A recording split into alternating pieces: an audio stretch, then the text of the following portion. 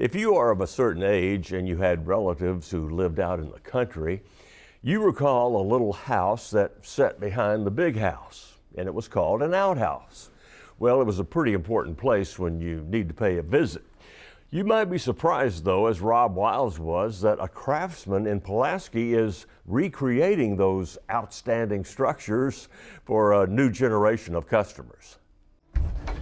Now, this is an outhouse. Oh, this needs to stay in here. Believe me, it does.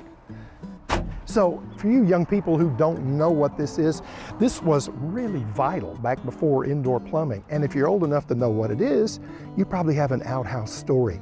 Here's mine.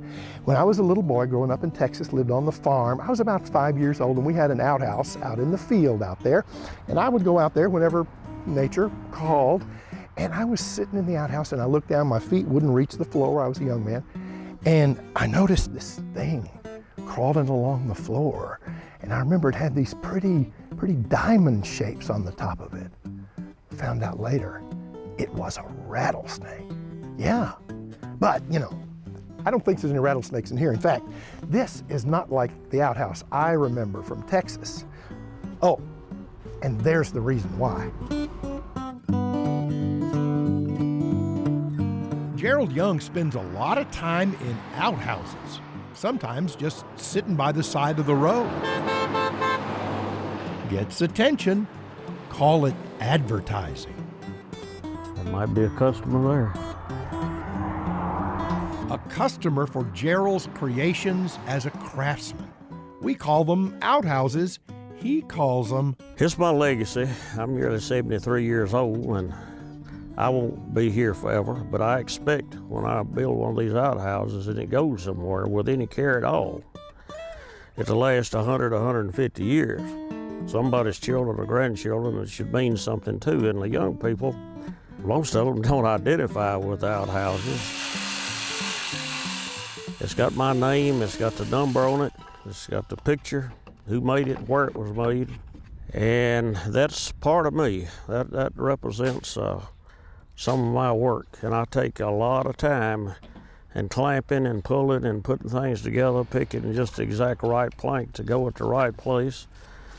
It's not a speed operation like building a barn or a shed or something like that at all. It's actually more of a crafting. It's definitely not a high-volume business. Gerald bills only 4 or 5 a year, taking his time, enjoying the process.